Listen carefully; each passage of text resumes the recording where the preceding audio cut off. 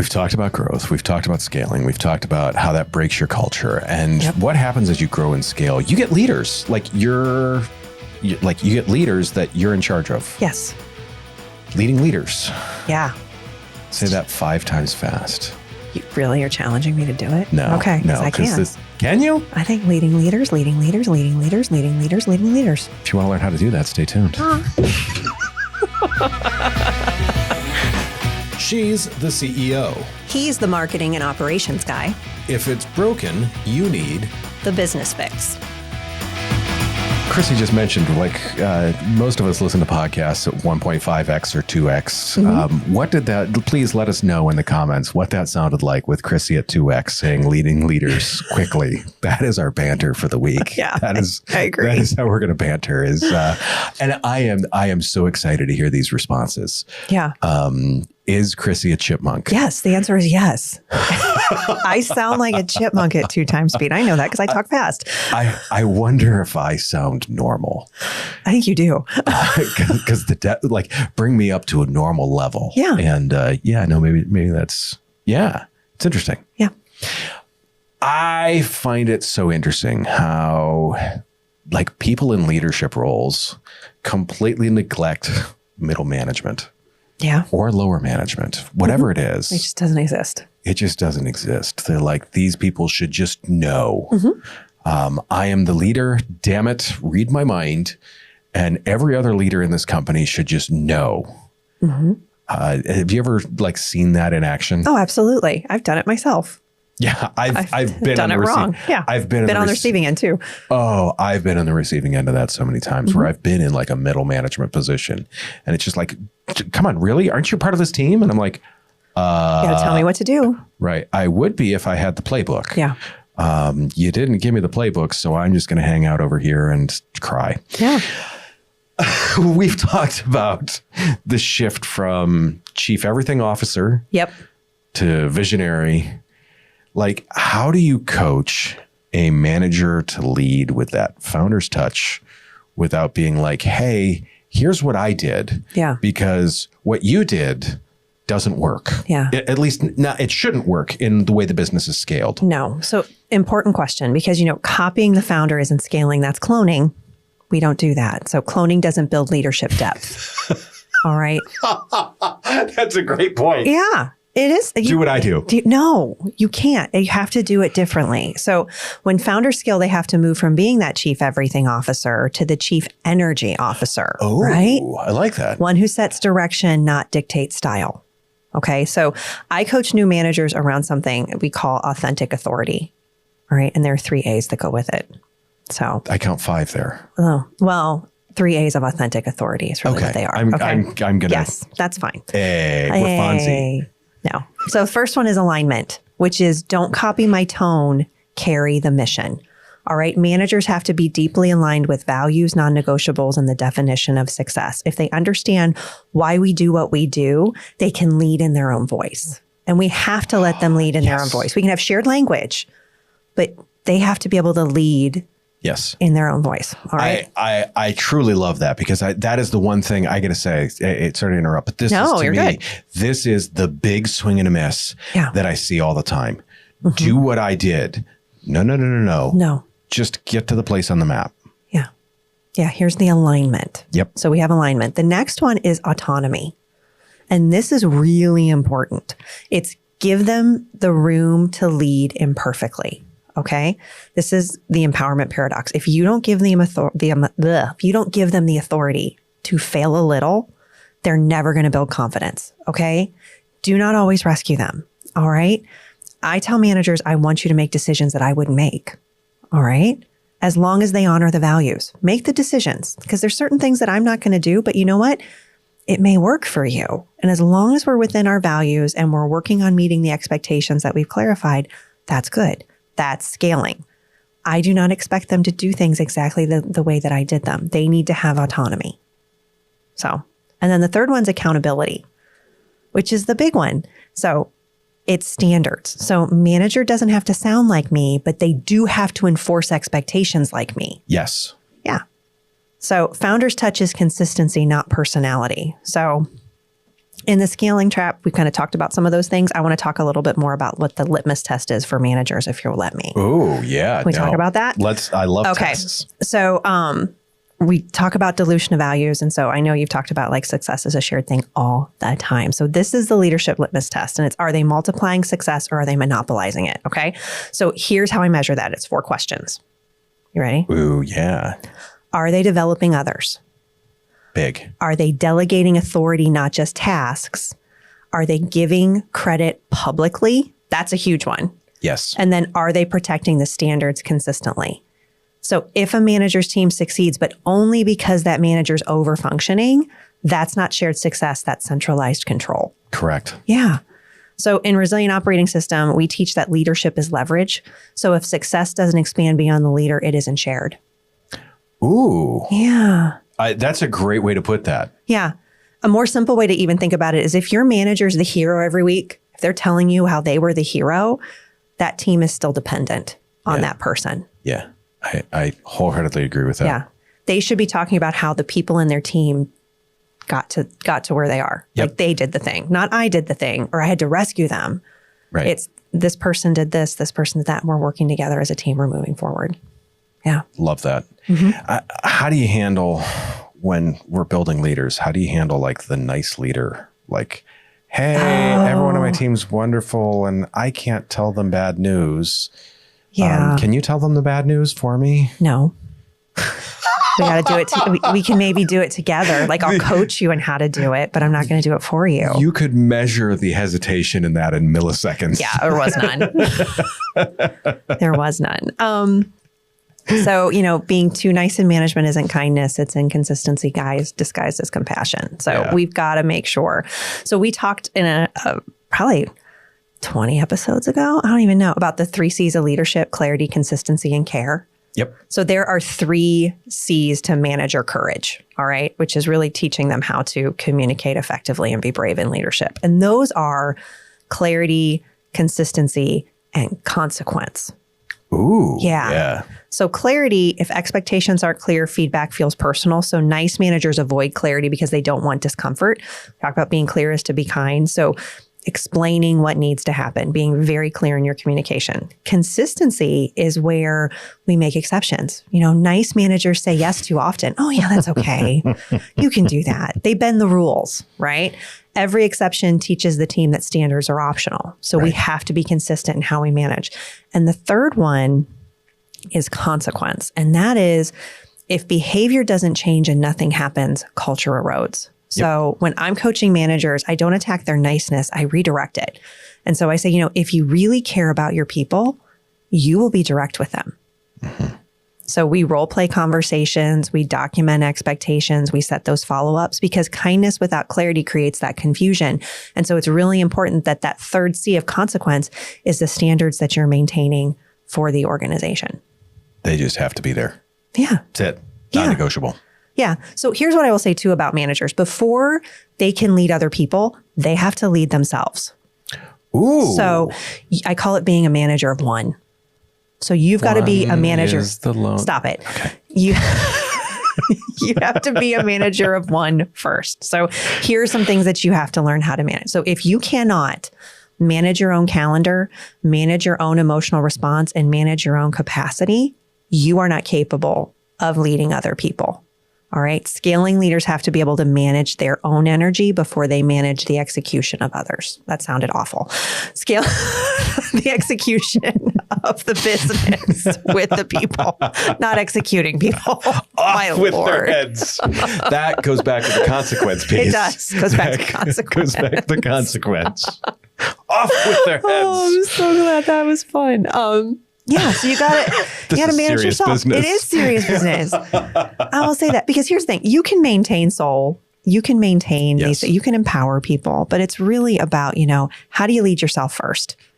And if you cannot manage your own self, then you probably shouldn't be managing others. It truly is.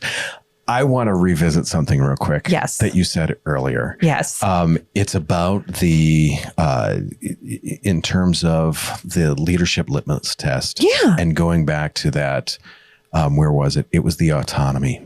Yeah. Just the other day, I was asked a question from a leader. Yeah. and like, how should we handle this? And my gut instinct was to say something, but I'm like, nope, I need to ask the question. What are your thoughts on this? Yeah. Tell me what you think. Like, how do you feel we should handle this? And it was just to sit back and listen to that first, rather than me blurting out what I thought. Yeah. I needed to sit back and be like, no, this is a leadership position. I need to let them speak, and I need to let them lead. Yeah. And is sometimes it going to take longer than if you just gave them the answer? Absolutely. Yep. But you're playing the long game with your people. It's an investment. Yeah. Yep, sure is. All right. So let's talk about operations. Let's. Yay. All right. How do you keep a management team on track without micromanaging them? Which is really, how do you maintain that communication that we've talked about in the last episode, becoming the game of telephone? How do we want to eliminate bad telephone?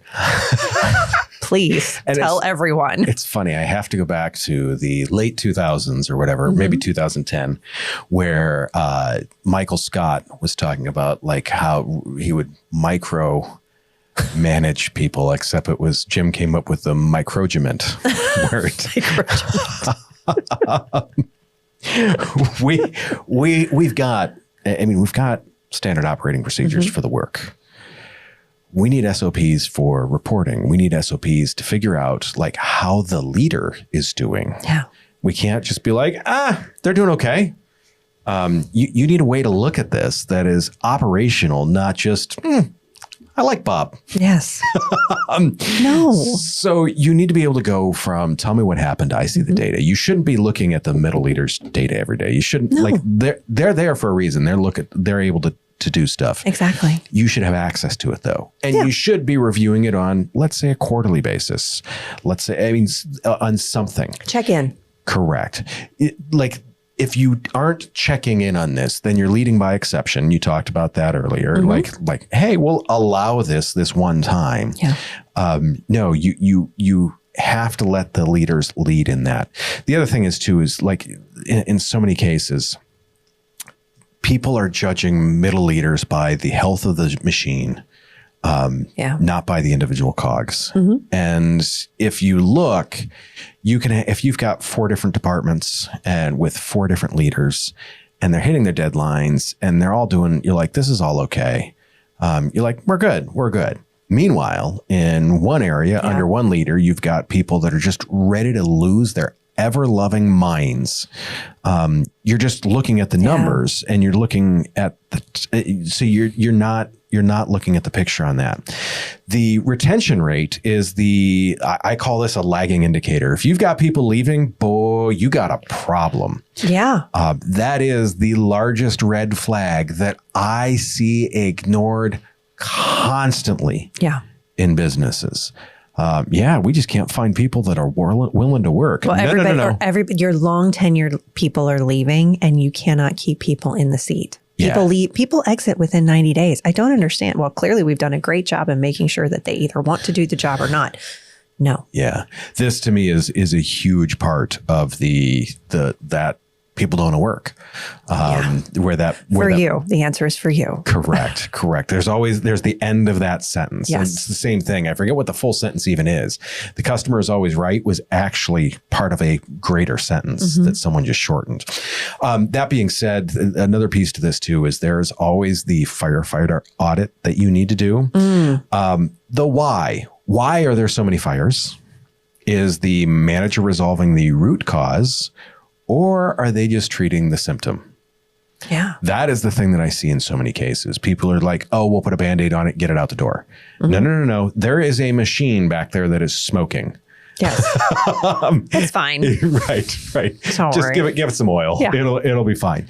That constant firefighting. If you've got that manager that is constantly stressed out and like, oh, I'm doing this. No. That's a broken SOP. That's a broken manager. That's not, that's a broken leader. That's a leadership that doesn't have their SOPs in order. Either way, it is a leadership concern that needs addressed. Yes. If they are putting out fires before you see them, once again, you kind of need to find a way to figure that out. Yeah. if they find a way to solve it with guardrails, or did they create inconsistency in your SOPs? That is what we need to look at, because once again, if they're creating inconsistency, you need to look, is it going to cause another fire next week? Hey, we made the exception. I believe you've mentioned something about making exceptions. Yeah. Dilutes consistency. It dilutes the consistency 100%. And your customers are expecting consistency. Everyone is expecting. I mean, like, everyone should know which way the wind is blowing. Yes. And everyone knows what I'm referring to. I've said that enough times, haven't I? To me, the big thing is that I find when it comes to leading leaders is there's the communication friction. Yes. You end up with this, you alluded to it, and you actually talked about it, is there's this empowered decentralization. Yes. As long as they have the vision and as long as they have the best interest in mind, great. Yes. Let them make the decision. To me, I like it decision autonomy within guardrails. Yes. Give them some values, they need guardrails, some financial boundaries, whatever they need to do to make some of these binary calls. But like, look, if it aligns with SOP and the mission, don't call me. And below a dollar amount, there's a certain dollar amount I don't ever want to have to make a decision on. No, just do it. They have their budget. They know how to manage their budget. These are the things that I expect. Exactly. The other thing is too, is when you're leading leaders, you need to get the hell out of the way. You are the bottleneck. Yeah. As you get promoted to that position, all those jobs that you used to do, you shouldn't be doing anymore. Don't do them anymore. No, because don't take them away from people to do. Oh, I'll just help you. No, you don't do it. Why? Why are you doing that job? I learned helplessness. That is not okay for your team members to have. The way you said that though is it sounded like Chrissy of today, angry at Chrissy of yesterday. Angry at Chrissy of yesterday, and then there's also moments where it's Chrissy of today reminding herself how to manage people better so that they don't do that. Because I have watched individuals in my organization say, well, they haven't trained someone for 6 months to a year. And they're like, well, I don't understand why I'm so busy. I'm like, because you never trained the person to do the thing that you were supposed to train them on. They're waiting for your capacity. Right. Oh. Right. I see them over there playing solitaire. Yeah. They're waiting for this. Well, and I had a conversation this week because we're working on some hiring things within our organization. And I have someone that's saying, okay, I'm training this person now. I think we need more people to do this job. And we're like, time out. We're not hiring more people to do this job until this person is trained to do this job. And we know that they can do the job and they don't have and they have excess capacity or not. Right. So it's again, that space of it goes from holding the boundary around, who needs to be trained to do the job versus holding the boundary around, I am not doing the job. So you've got to be able to kind of keep paying attention. It's a great point you bring up, because once again, just saying, hey, I used to do this, here's how I did it, is not training. No. And the same thing but we have an SOP for that. You just have to read it. Not everybody is a reading learner. Some of them are touchy. They're tactile, they're auditory. So you've got to be able to present it. And just as a reminder, it takes people 10 times usually to master something or truly understand it. So you have to repeat it more than once. Correct. Do not give them 10 videos, lock them in a room and say, you're trained. No. I've received that at so many businesses that I've worked at, where they're like, here's a bunch of videos, go like a week's worth of videos. No. Go watch these and now you're trained. And there's retraining. There are times where you have to get back in the same room and go, okay, you know what? We've done it this way. Let's make sure that what we have documented is the same way that we're doing it. If it's not, then we need to have a conversation about, does the process need to change, or does something else need to be documented? There's a reason why a few years ago, Starbucks shut down their entire operation one day and retrained everybody on how to make a latte, because nobody was making it the same way. Chipotle did it on cutting lettuce. Exactly. Yep. It happens. Yeah. Retraining is a part of it's part of your organization, and you need to, and I would say you don't have to revisit them constantly, but I would say at least twice a year, maybe quarterly, depending on how fast you're scaling, you revisit those SOPs. Oh, definitely. I always say at least give it a read through. Mm-hmm. If you've got a 20-page manual, well, then obviously you should be splitting that up between the people that are actually enacting these and working with these. Yes. But yeah, no, you should be rereading those. And does it need to change? Correct. Asking the question. The two times, like a little bit off topic here, but to me that I always say is whenever we ran into a problem, and this is why I always love the SOPs, because whenever we ran into a problem, I'd always be like, okay, is this a one-off situation or are we missing something and do we need to change our process? Exactly. You cannot get any better if your process is just whatever it takes to get it done. Exactly. That's not a standard. It's never going to get it better. The other thing that I find too is encouraging directness as a manager. People look, if people aren't direct, they're going to have a tough time working for me. Yeah, I can see that. If you're not direct and you want to work with me, I would suggest a helmet and earplugs. That's Chrissy usually has earplugs. She's got earplugs under her headphones right now. And I just need you to tell me the thing. Correct. And tell it to me. Generally, tell it to me quickly. So correct. The other thing is some of the things that I look at from a manager level, like there's the eyes test, the spark really is like when you ask someone like how their day is going, do they look at you or do they look away? Yeah, that's a very good one. It is very telling. And you won't notice it in some cases unless you're paying attention to it. Yeah. If you see the eyes go a little bit dim, you're like, uh-oh. Yeah. I have a leadership issue. Do they seem excited about what they're doing? Correct. Yeah. In so many ways, if you talk to the employees, that will tell you how the leader's doing. Yeah. If you look for the spark or the dimming in an employee, hey, how's it going? Now there's always going to be that one guy that's going to be like, hey, great, Josh. How are you today? No. Just happy to be here. You're like, okay, drug test for you. Yes. But once again, talking to those employees that are under those leaders. And once again, it's just a hi. Yeah. How's things going? If they look away, if they get dim, if whatever it is, you can learn so much from walking the floor. Oh, wholeheartedly. Yeah. Leadership by wandering around. Yeah. That's it. Looking lost. Yes. Last thing real quick, operationalizing the leader meetings. So I don't ask people, what did you do today? It's once again, it's what are the bottlenecks that I can remove for you and your team? How can I help? Yes. How can I help? I mean, every single time. Here's where we're headed. How can I help? Once again, how can I help? You have to show up for them. This to me is just no matter what. If there's no offense, you can forget your alliteration. You can forget all those other things. You have to show up for your leaders the way you want them to show up for the other people. Yes. If you don't, it's not going to happen. We've talked about this in so many other ways. I mean, when we talked about I love the example that you gave. It's a husband and wife that run the company that says no dating at work. Yes, we model what we mandate. Yeah, model what we mandate. Yeah, that it totally is. So what happens when we go from accountability versus autonomy? Like how much flexibility do you give leaders? How much when does it become inconsistent? Yeah. How do you look at that as like, okay, they don't lead like me, but we're still on track? What are the things you look at? So I think autonomy becomes dangerous when it turns into unpredictability. I love this. I mean, style can vary, standards cannot. So leaders have to define, what's non-negotiable. So how feedback is delivered, how conflict is handled, how performance is measured. And I mean, I tell managers, you have the freedom in your tone and approach, but not in the values or the standards that we have. So our 4 core values, you are going to be keeping. Our purpose statement, it's not changing. But how you have the conversation, you can approach it differently. So I think when you give autonomy without guardrails, you create culture drift. Sure. But when you give autonomy inside guardrails, you build leadership depth. Sure.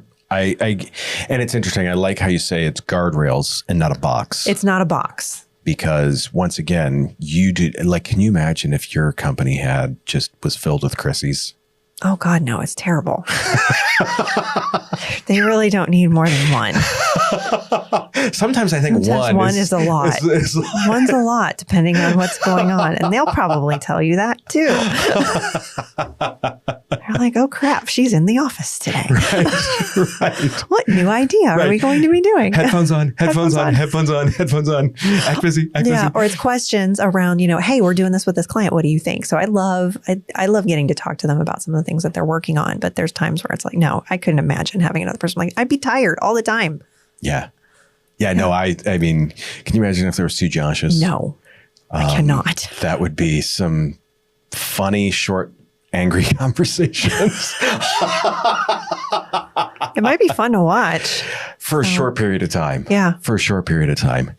How do you incentivize managers to care about the return on investment in the organization, not just their department's silo?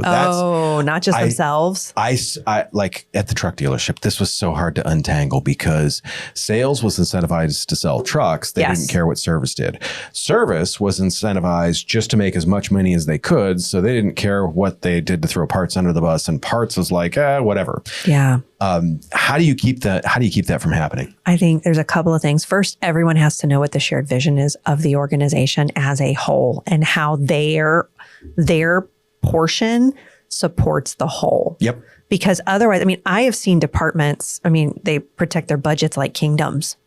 So especially in other organizations that we manage, we deal with, and that's a leadership design issue. That's not a personality issue. So, right. Incentives for managers, I think they should always reflect some form of collaboration. If marketing wins, but sales struggles, that's not shared success. Mm-mm. So it's really about, shared success has to be visible. So that's why I think that managers need access to company level metrics, not just their slice. And so that's, I think it's something that can be heavily debated because people are like, oh, well, they only need to see this component of how the organization works. I'm like, no, it's really much better for those managers, especially when you're leading across big teams that can see the whole, because transparency drives ownership. It does. Yeah. What do you think? It's funny for me because I always feel like the incentives in so many ways are misaligned. Yeah. There should be an incentive for just profitability. Yes. Overall. And it should be pretty close to where, to the same amount that your department is. Yes. And once again, most people still aren't going to sacrifice one for the other, but it gets them closer to it. Yeah. And if you've built the right culture of trust, that's the other big piece to it. Because I have seen it in so many cases where this manager is going to stab that manager in the back because they just want to throw the blame game around. Or we're competitors instead of collaborators. Correct. Because once again, it's if I can blame service, then I'm not going to get yelled at. Mm-hmm. Well, no, that's not the case. It should be, hey, what can we do to take care of the problem? Not, I'm afraid of getting yelled at. Yeah. That's an issue. And I would say too, if you are the leader of the organization, you cannot play favorites between departments. No. And that happens a lot. Because when you do that, everyone notices. So you have to model as a leader cross-functional thinking. How do we all work together? Yes. I've seen it to the point where people have asked questions like, do they have pictures of the owner in a compromising position? Mm-hmm. Cause the favoritism has been that bad. And you're like, and you see how it just completely hobbles. It can. The entire company. Yes. Because you've got one thing that's trying to hum along, but it doesn't because it gets all sorts of favoritism and passes and goes outside of the culture, while the other departments are like, well, there is no culture because this department isn't doing their, it just turns into a giant mess. To me, one of the big key takeaways on this is stop answering and start asking. When you get when someone comes to you and says, what should I do about this? They probably know the answer. Yeah. Ask them for it. Don't tell them yours. Exactly. And I would say work on building that authentic authority, alignment, autonomy, and accountability. Wow. Mm-hmm. I'm always impressed with how you're able to get these multiple words out. This is how my brain works. Yikes. This is why we co-host this, because once again, and I always talk about this, I love this because we typically get to the same spot. Yeah. The road that we take to get there is very different. To me, the other thing that I've seen this so many times too is in leadership. Mm-hmm. I would have leadership come in and tell me about their they would tell me about their project updates. Like, here's what we're doing, here's what we're doing, here's what we're doing. And then they'd leave. They'd be like, but I have questions. Yes. Allow for those. Allow for those. Ask them. Yeah. As a leader, your number one priority should be to ask. Yes. And the people that you're leading, you still need it. They're leaders. Yeah. But you're leading them. You should ask them. Yeah. I would say last for me, it's the 3 C's of that manager courage. So clarity, consistency, and consequence, in parentheses, because you care. That's why you have consequence. Yeah, no, it's the, you can't be parental, but it's the same thing. Correct. I am looking out for your best interest. Yes. As long as you do other things to make sure people know that you're looking out for their best interest, it's great. The other thing to me is the foundation check. If your second story managers are shaking, if they're collapsing, don't build more house on top of it. No. Fix it. Fix it. Fix it, damn it. Yes. Have we talked about fixing that type of stuff? No, it's hard. The other thing is too, is I as I'm looking at this too, you said clarity again. I believe that seems to be, once again, it's a theme. It's why I mean, come on, you name a company clarity. It's important. Clarity is a big deal. Is it better to hire a leader from the outside or promote from within during a growth spurt? So it depends. I love this. Yeah, it depends on the gap for me. So if you need new perspective and structure fast, hire outside. If your culture's strong and someone internally is ready, then you promote them. But you never promote without development. I wholeheartedly agree with this. Yes. If you've been working on someone and developing them for this, wonderful. Yes. The timing is just, hey, look, the champagne will rain down from the heavens. The angels will, yes. And everything will be good. Yeah. Can I ask you? Okay. I'll ask you this question. Oh, I want. Okay, go ahead. Okay. What's the red flag that a manager is actually a culture killer? Grumpiness. No. Okay. It actually is, because you'll see their team perform, but they do it begrudgingly. You'll see the high turnover. Yep. You'll see like I said, they'll look, how's things going? Fine. Okay. You just achieved this. Yeah, we did. Right. How's your week? It's Thursday. That's the answers. When you start hearing those answers, you got to knock on that manager's door and have that conversation. Yeah. Definitely a big one. What is the one thing that you think people miss the most when leading leaders? To lead themselves first. Makes sense. That makes so much sense. If there is nothing you take away from the Business Fix podcast, it should be that you need to develop yourself and you need to develop your SOPs. I'd say that we've probably talked about that the most out of all the things. Is that the theme? Yeah. It's like, do the stuff. do the things for you so that you can do the things and then document the things. Yes. Yeah. But they don't lead them. And they think that they don't need to lead themselves. They don't need to learn more. They don't need to develop more. Yeah. They don't need to grow anymore. I noticed something. This is episode 48. Is it really? Yeah. Wow. Yeah. First off, congratulations on keeping what little of your sanity you have left at the end of this. I love this. It's fun. No, it truly is. It truly is. That being said, we're coming up on episode 50 rapidly. Yes. We're thinking about doing an HR nightmares episode. Yes. To me, I think, like, I have some stories that I've been involved in. We've had a couple of people submit some stories that we've reached out to. I would love to hear your HR nightmares. I know Chrissy would too. Sure. Chrissy hears them every week, so she's probably going to be like, I've heard that story. That's not bad. It's nothing. We would still love to hear it. I've got a great one about someone that got fired for their disability by an HR manager. Oh no. That sounds expensive. They were the HR VP and they got fired by the head of HR. Oh, it sounds really expensive. Yeah, it's a great story. That being said, do us a favor, take care of yourself. If you can, take care of someone else too. We will see you very, very soon.